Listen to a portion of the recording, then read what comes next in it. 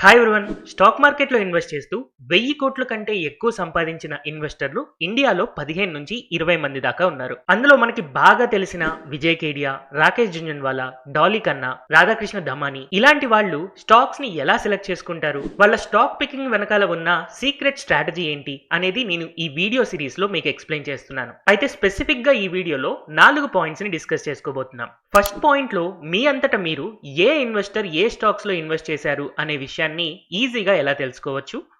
Second point లో ఈ recent quarters లో బిగ్ ఇన్వెస్టర్స్ కొంటున్న స్టాక్స్ ఏంటి అండ్ అలాగే అమ్ముతున్న స్టాక్స్ ఏంటి. నెక్స్ట్ థర్డ్ పాయింట్లో బేసిక్ ఆర్ఓఈ అనేది మనకి 15% కంటే ఎక్కువ ఉంటే మంచిది, ఆర్ఓసిఈ 20% కంటే ఎక్కువ ఉంటే మంచిది. ఇలా మనం ఫండమెంటల్ అనాలిసిస్ నేర్చుకుంటాం, కానీ నెగిటివ్ ఆర్ఓఈ ఉన్న కంపెనీస్ని కూడా బిగ్ ఇన్వెస్టర్స్ ఎందుకు కొంటున్నారు. అండ్ ఫైనల్లీ ఫోర్త్ పాయింట్లో బిగ్ ఇన్వెస్టర్స్ చాలా కామన్గా ఫాలో అయ్యే buying pattern and selling pattern ఏంటి అనేది ఈ వీడియోలో నేను డిస్కస్ చేయబోతున్నాను. సో ఫస్ట్ బిగ్ ఇన్వెస్టర్స్ ఎక్కడ ఇన్వెస్ట్ చేస్తున్నారు అనేది తెలుసుకోవడం కోసం మనకి ఫ్రీగా ఇన్ఫర్మేషన్ కావాలి అని అనుకుంటే trendline.com ని యూజ్ చేయొచ్చు. స్క్రీన్ మీద మీకు స్పెల్లింగ్ కనపడుతుంది చూడండి. trendline.com లో LYNE ఉంటుంది. ఈ trendline.com ని గనక మీరు గూగుల్లో సెర్చ్ చేస్తే మీకు పైన కనపడుతున్న సూపర్ స్టార్స్ మీద గనక మీరు క్లిక్ చేశారు అంటే ఆటోమేటిక్ గా కింద మీకు big investors like Radhakrishna Damani, Rakesh Jhunjhunwala, Mukul Agarwal, Akash Bansali, అలాగే విజయ్ కేడియా, పొరింజు వెలియాత్ ఇలాంటి వాళ్ళందరి పోర్ట్ఫోలియోస్ కూడా మనకి ఇక్కడ కనపడతాయి. సో ఫర్ ఎగ్జాంపుల్ చాలా మందికి తెలిసిన విజయ్ కేడియా పోర్ట్ఫోలియో మనం చూడడానికి ట్రై చేద్దాం. సో నాకు ఇక్కడ విజయ్ కిషన్ లాల్ కేడియా అని కనపడుతుంది కదా, దీని మీద నేను క్లిక్ చేస్తున్నాను. సో ఇలా క్లిక్ చేయగానే విజయ్ కేడియా యొక్క పోర్ట్ఫోలియో ఓపెన్ అయిపోయింది. ఇందులో తను ఏ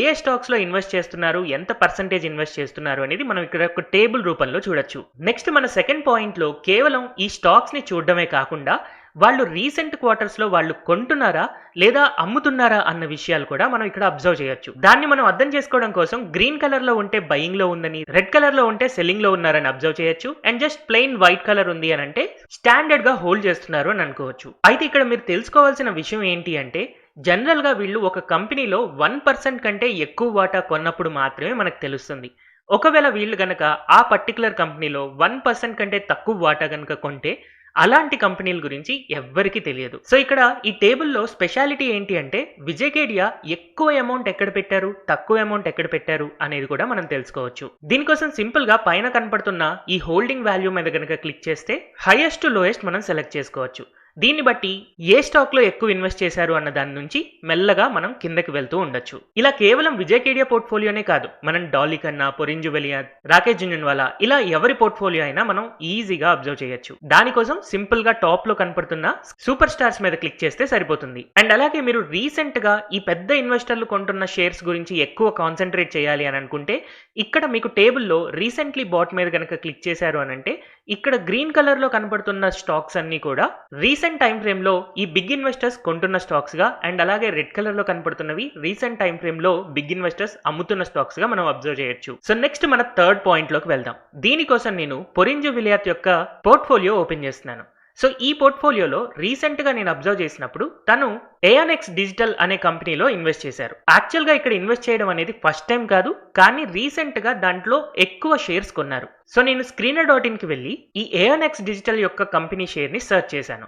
ఇలా సెర్చ్ చేసినప్పుడు నేను అబ్జర్వ్ చేస్తే యాక్చువల్గా మనం మల్టీ బ్యాగర్స్ అవ్వాలి అని అనుకుంటే చాలా మంది బేసిక్ లెవెల్లో నేర్చుకునేది ఏంటి, ఆర్ఓఈ 15% ఉండాలి, ఆర్ఓఈ 20% ఉండాలి, కంపెనీ మంచి ప్రాఫిట్స్లో ఉండాలి, ప్రాఫిట్స్ పెరుగుతూ ఉండాలి, ఇలా మనం ఎన్నో విషయాలు నేర్చుకుంటాం. కానీ ఇక్కడ ఈ కంపెనీలో నేను అబ్జర్వ్ చేసినప్పుడు ఈ కంపెనీ యొక్క రెవెన్యూస్ పెరుగుతున్నాయి కానీ ప్రాఫిట్ మేకింగ్ గా లేదు, లాస్ మేకింగ్ గా ఉంది. అండ్ ఇన్ఫాక్ట్ ఈ కంపెనీ యొక్క ఆర్ఓఈ కూడా నాకు నెగిటివ్ కనపడుతుంది. అండ్ లాస్ట్ 10 years చార్ట్ నేను అబ్జర్వ్ చేసినా కూడా ఈ స్టాక్ లో ఎలాంటి గ్రోత్ లేదు. కానీ ఈ కంపెనీ యొక్క ఇన్వెస్టర్స్ డేటాకి వెళ్తే పబ్లిక్ షేర్ హోల్డింగ్ లో ఈ కంపెనీలో కంటిన్యూస్ గా పొరింజు వెలియాత్ హోల్డ్ చేసుకుంటూనే ఉన్నారు.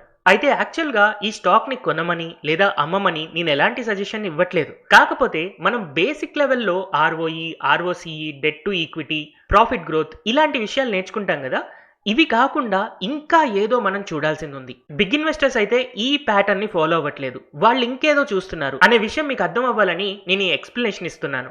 సో యూజువల్ గా ఇలాంటి బిగ్ ఇన్వెస్టర్స్ ఆ కంపెనీ యొక్క గ్రోత్ ని అనాలిసిస్ చేయడం కోసం యాక్చువల్ గా ఆ బిజినెస్ ని స్టడీ చేస్తారు. సో ఎవరైనా సరే, మీరైనా నేనైనా విజయ్ కేడియా లాంటి వాళ్ళైనా ఆ బిజినెస్ ని అనాలిసిస్ చేయాలి అని అనుకున్నప్పుడు చాలా ఈజీగా అండ్ ట్రాన్స్పరెంట్ గా మనకు కావాల్సిన అంత డేటా దొరికేది కేవలం యాన్యువల్ రిపోర్ట్స్ లో. సో యూజువల్ గా screener.in లో డాక్యుమెంట్స్ మీద గనక మనం క్లిక్ చేస్తే మనం ఆ కంపెనీ యొక్క యాన్యువల్ రిపోర్ట్స్ ని ఇయర్ బై ఇయర్ చూడొచ్చు, డౌన్లోడ్ చేసుకోవచ్చు, ఏఐని యూజ్ చేసి దాన్ని మనం ఈజీగా అర్థం చేసుకోవచ్చు. దీని గురించి నేను ఫర్దర్ వీడియోస్ లో ఎక్స్ప్లెయిన్ చేస్తాను.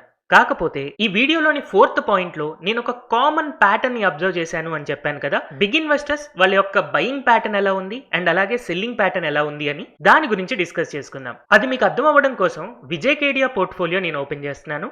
ఈ పోర్ట్ఫోలియోలో ఇక్కడ మీకు కనపడుతున్న థర్డ్ షేర్ ఎఫోర్డబుల్ రోబోటిక్స్. ఈ కంపెనీని నేను చాలా ఇయర్స్ పాటు ట్రాక్ చేశాను. కేవలం ఈ బిజినెస్ గ్రోత్ నే కాకుండా ఎఫోర్డబుల్ రోబోటిక్స్ లో విజయకేడియా ఎప్పుడు కొన్నారు, ఎప్పుడు అమ్మారు అనేది నేను అబ్జర్వ్ చేశాను. అది మీకు అర్థం అవ్వడం కోసం screener.in లో ఒక చిన్న డెమో చూపిస్తాను. సో ఎఫోర్డబుల్ రోబోటిక్స్ యొక్క లాస్ట్ 10 years చార్ట్ కనుక నేను ఇక్కడ ఓపెన్ చేస్తే ఇన్వెస్టర్స్ డేటాలోకి వెళ్ళినప్పుడు కింద కనపడుతున్న పబ్లిక్ ఇన్వెస్టర్స్ మీద మనం క్లిక్ చేస్తే మనకి విజయకేడియా 2023 సెప్టెంబర్ నుంచి ఈ షేర్ ని సెల్ చేస్తున్నట్టుగా కనపడుతుంది. అయితే నాకు ఇయర్లీ డేటా కావాలి, అందుకని నేను ఇక్కడ ఇయర్లీ మీద క్లిక్ చేస్తున్నాను. సో యాక్చువల్ గా విజయకేడియా 2019 and 20 లో ఈ కంపెనీలో తనకి 10% దాకా మనకి హోల్డింగ్ కనబడుతుంది. వేరాస్ 2021 లో 13% కి పెరిగింది అండ్ అలాగే 2022 లో 14% కి పెరిగింది. సో దీన్ని నేను చార్ట్ పరంగా చూస్తే తన యొక్క ఇన్వెస్ట్మెంట్ అనేది దాదాపు 100 రూపీస్ దగ్గర ఎప్పుడైతే మార్కెట్లోకి ఇది ఐపీఓ లాగా వచ్చిందో ఎయిదర్ ఆ రేంజ్ లో ఉండొచ్చు లేదా ప్రీ ఐపీఓ అంతకంటే ముందే దాన్ని కొనుండొచ్చు. బట్ ఎనీహౌ 2019 లో ఆ కంపెనీ 100 రూపీస్ నుంచి కంటిన్యూస్ గా పడడం స్టార్ట్ అయింది. 2020 మార్చ్ కి దాదాపు 50 రూపాయల దాకా పడింది. అంటే ఆ కంపెనీలో తను ఇన్వెస్ట్ చేసిన డబ్బులు 50% తగ్గాయి. అయితే యాక్చువల్ గా ఇక్కడ విజయకేడియా 100 రూపీస్ నుంచి ఈ షేర్ 50 రూపీస్ దాకా పడింది అంటే 50% పడినప్పుడు ఆ కంపెనీలో మళ్ళీ కొత్త ఎడిషన్స్ చేయలేదు. అలాగే 2020లో ఇంకా అబ్జర్వ్ చేస్తే మార్కెట్ ఇలా పడుతూ వెళ్ళి 20 రూపాయల దాకా పడింది అంటే 80% పడింది. స్టిల్ అప్పుడు కూడా యాడ్ చేయలేదు. 2021లో మార్కెట్ రికవరీ స్టార్ట్ అయ్యి 2022లో ఇంకా పెరుగుతూ వెళ్ళిన తర్వాత అప్పుడు ఇన్వెస్ట్ చేయడం స్టార్ట్ చేశారు. సో మార్చ్ 2021 వచ్చేసరికి మళ్ళీ ఈ షేర్ దాదాపుగా 90 రూపీస్కి వచ్చింది అండ్ అలాగే పెరుగుతూ 100 రూపీస్ని దాటి 120 లెవెల్స్ 130 లెవెల్స్కి వెళ్ళింది. సో మనం ఇన్వెస్టర్స్ డేటాలో అబ్జర్వ్ చేసినప్పుడు ఈ 2021 and 2022లోనే తను కొత్తగా షేర్స్ ని యాడ్ చేశారు. అంటే ఆల్ టైమ్ హైస్ కి వెళ్ళిన తర్వాత మళ్ళీ ఫ్రెష్ ఎడిషన్ చేశారు. మార్కెట్ పడుతుంది కదా, 50% 80% డిస్కౌంట్ లో దొరుకుతుంది కదా అని ఆ కంపెనీ షేర్స్ ని తను కొనలేదు. మళ్ళీ ఆ షేర్స్ రికవరీ అయ్యి ఎప్పుడైతే అవి ఆల్ టైమ్ హైస్ కి రీచ్ అవుతున్నాయో అలాంటప్పుడే మళ్ళీ ఫ్రెష్ ఎడిషన్స్ చేసుకున్నారు. ఇలా ఫ్రెష్ ఎడిషన్స్ చేసుకున్న తర్వాత స్టాక్ దాదాపు 4 to 5 times ర్యాలీ ఇచ్చింది. అలా ర్యాలీ ఇచ్చిన తర్వాత 2023 నుంచి 2024 వరకు ఆ కంపెనీ యొక్క షేర్స్ ని సెల్ చేయడం స్టార్ట్ చేశారు. అండ్ ఇన్ఫాక్ట్ 2026 వరకు ఇప్పటి వరకు కూడా దాంట్లో ప్రాఫిట్ బుకింగ్ చేసుకుంటూనే ఉన్నారు. మనం అబ్జర్వ్ చేస్తే 2023లో ఈ కంపెనీ యొక్క షేర్ 600 to 800 రూపీస్ మధ్యలో ఉంది. వాళ్ళ యొక్క బయింగ్ ప్రైస్ మనకి 100 రూపీస్ రేంజ్ లో ఉంటే సెల్లింగ్ ప్రైస్ అనేది 600 to 800 మధ్యలో ఉంది. సో ఇక్కడ వాళ్ళు 6 to 8 times రిటర్న్స్ అయితే ఎర్న్ చేయగలిగారు. అయితే ఇదే సిమిలర్ ప్యాటర్న్ ని విజయకేడియా మల్టిపుల్ స్టాక్స్ లో చేయడం నేను చూశాను. కాకపోతే నేను అనుకోవడం ఏంటి అంటే ఆబ్వియస్ గా విజయకేడియా ప్రైస్ ని చూసైతే ఇలా ఎగ్జిటింగ్ ప్యాటర్న్ ని గానీ ఎంట్రీ ప్యాటర్న్ ని గానీ చేసుండరు. ఖచ్చితంగా వాల్యుయేషన్స్ చూసుకొని ఉంటారు. యాక్చువల్ గా ఈ కంపెనీ యొక్క రెవెన్యూ గానీ ప్రాఫిట్ గానీ 2023 2024 వచ్చేసరికి చాలా బాగా పెరిగాయి. కానీ మేబీ విజయకేడియా ఎక్స్పెక్ట్ చేసినంతగా పెరుగుండకపోవచ్చు, అందుకని ఎగ్జిట్ అయి ఉండొచ్చు. అండ్ లక్కీలీ ఆ ఎగ్జిటింగ్ ప్యాటర్న్ అనేది తనకి హెల్ప్ చేస్తుంది. ఎందుకంటే నెక్స్ట్ ఇయర్స్ లో క్లియర్ గా ఆ కంపెనీ యొక్క రెవెన్యూస్ పడిపోవడం అండ్ అలాగే ప్రాఫిట్స్ కూడా పడిపోవడం మనకు కనపడుతూనే ఉంది. సో క్లియర్ గా విజయకేడియా ఇన్వెస్ట్ చేస్తున్నప్పుడు లేదా ఎగ్జిట్ అవుతున్నప్పుడు ఫ్యూచర్ బిజినెస్ ని అనాలిసిస్ చేసుకుంటూ ఉన్నారు. నెక్స్ట్ ఇదే సిమిలర్ ప్యాటర్న్ ని నేను ఎక్స్ప్లెయిన్ చేయడం కోసం డాలీ కన్నా యొక్క పోర్ట్ఫోలియో ఓపెన్ చేస్తున్నాను.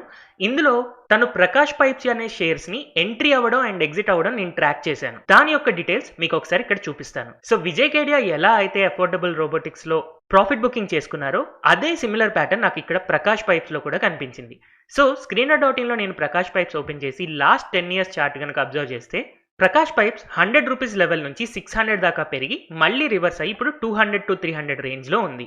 ఇందులో ఉన్న ఇన్వెస్టర్స్ డేటా గనక వెళ్తే 2022లో డాలీ కన్నా ఇందులో ఎంట్రీ స్టార్ట్ చేశారు. 2023 2024 అండ్ 2025 వరకు దాంట్లో ఎడిషన్ చేస్తూ వెళ్లారు. తర్వాత 2025లో దాని యొక్క ప్రాఫిట్ బుకింగ్ చేసుకున్నారు. సో నేను ప్రకాష్ పైప్స్ యొక్క ఆల్ టైమ్ చార్ట్ ఓపెన్ చేస్తే 2022లో తను ఫస్ట్ టైం ఎంట్రీ మనకు కనపడుతుంది. సో క్లియర్ గా 2022లో ఈ స్టాక్ 170, 180 దగ్గర ఆల్ టైమ్ హైలో ఉంది. సో ఇక్కడ విజయ్ కేడియా కానీ లేదా డాలీ కన్నా కానీ జనరల్ గా షేర్స్ ఎంటర్ అయ్యేటప్పుడు కొన్నిసార్లు ఆల్ టైమ్ హైలో ఎంట్రీ ఇవ్వడానికి ఎక్కువ సార్లు ట్రై చేస్తున్నారు అని మనకు అర్థమవుతుంది. అండ్ అలాగే వాళ్ళు కొనగానే ఇమీడియట్ గా షేర్స్ ఏమి అలాగే ర్యాలీ అవ్వట్లేదు. ఒక 1 year పాటు 2 years పాటు అక్కడే కన్సాలిడేట్ అవుతూ ఉన్నాయి. తర్వాత నుంచి ర్యాలీ అవడం స్టార్ట్ అవుతూ ఉన్నాయి. అండ్ ఇలా ర్యాలీ కంటిన్యూ అవుతున్నప్పుడు వాళ్ళు ఫ్రెష్ గా ఎడిషన్ చేసుకుంటూనే వెళ్లారు.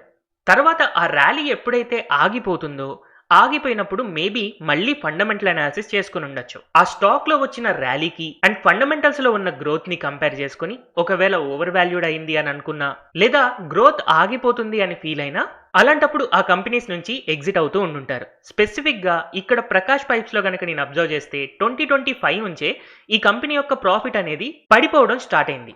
సో ఇక్కడ కూడా డాలీ కన్నా ఎప్పుడైతే ఎగ్జిట్ అవుతున్నారు అని అంటే ప్రాఫిట్స్ ఎప్పుడైతే పెరుగుతూ ఉన్నాయో దాన్ని కంటిన్యూ చేస్తూ ఉన్నారు. ఆ ప్రాఫిట్స్ యొక్క గ్రోత్ ఆగిపోయి డిక్లైన్ అవడం స్టార్ట్ అవుతుందో అక్కడే ఎగ్జిట్ అవుతున్నారు. సేమ్ ప్యాటర్న్ విజయ్ కేడియా దగ్గర కూడా నేను అబ్జర్వ్ చేశాను. సో ఈ ప్యాటర్న్ యొక్క కామనాలిటీ ఏంటి? ఆల్రెడీ వీళ్ళు ఏదో ఒక ఫండమెంటల్ అనాలిసిస్ చేయడం వల్ల స్టాక్ని అయితే సెలెక్ట్ చేసుకున్నారు. కానీ స్టాక్స్ పడుతున్నప్పుడు కొనలేదు, పెరిగి ఆల్ టైమ్ హైస్కి వెళ్ళినప్పుడు కొంటున్నారు. కొన్న తర్వాత ఆ కంపెనీ యొక్క ప్రాఫిట్స్ ఎప్పుడైతే పెరుగుతున్నాయో పెరుగుతున్నంత కాలం దాన్ని హోల్డ్ చేసుకుంటూ వెళ్ళారు. కానీ కంపెనీ యొక్క ప్రాఫిట్స్ ఎప్పుడైతే రివర్స్ అయ్యి పడడం స్టార్ట్ అయ్యాయో అక్కడి నుంచి వీళ్ళు ఎగ్జిట్ చేస్తున్నారు. అండ్ అదే టైంకి వాల్యుయేషన్స్లో చూసుకుంటే లేదా వీళ్ళు ఎంట్రీ లెవెల్స్ నుంచి చూసుకుంటే ఆ స్టాక్ మినిమం 3 times నుంచి 6 timesకి పెరగడం అనేది మనకు కనపడుతూనే ఉంది. అయితే ఈ బిగ్ ఇన్వెస్టర్స్ అందరూ ఎగ్జాక్ట్ గా ఇదే ఫార్ములా ఫాలో అవుతున్నారు అని కాదు, వీళ్ళు ఎన్నో రకాల మెథడ్స్ ఫాలో అవుతూ ఉండొచ్చు. అందులో ఇది వన్ ఆఫ్ ది మెథడ్. అయితే ఈ వీడియో ద్వారా ఇప్పటిదాకా మీకు అర్థమైంది ఏంటి అంటే పెద్ద పెద్ద ఇన్వెస్టర్లు ఏ స్టాక్స్ కొంటున్నారు, రీసెంట్ గా ఏ స్టాక్స్ కొంటున్నారు అనేది మనం ఇక్కడ నుంచి ఈజీగా తెలుసుకోవచ్చు అన్న విషయం అర్థమై ఉంటుంది. బట్ ఇంకా మీరు తెలుసుకోవాల్సిన విషయం ఏంటి అంటే వీళ్ళు స్టాక్ పికింగ్ కోసం ఎలాంటి ఫండమెంటల్ అనాలిసిస్ యూస్ చేస్తారు, ఎలాంటి బిజినెస్ ప్రాస్పెక్ట్స్ చదువుతారు. ఇప్పుడున్న లేటెస్ట్ టెక్నాలజీతో ఏఐని యూస్ చేస్తూ మనం ఫ్రీగా యాన్యువల్ రిపోర్ట్స్ నుంచి ఇన్ఫర్మేషన్ ఎలా కలెక్ట్ చేసుకోవాలి, ఇలాంటి విషయాలన్నీ మనం ఫర్దర్ గా నెక్స్ట్ వీడియోస్లో నేర్చుకుందాం. ఈ వీడియోలో గనక మీకు ఏమైనా డౌట్స్ ఉంటే కింద కమెంట్ సెక్షన్ లో అడగచ్చు. అండ్ అలాగే ఈ వీడియో గనక మీకు ఇన్ఫర్మేటివ్ గా అనిపిస్తే don't forget to like, share and subscribe to Telugu stock channel. Thank you everyone for watching this video.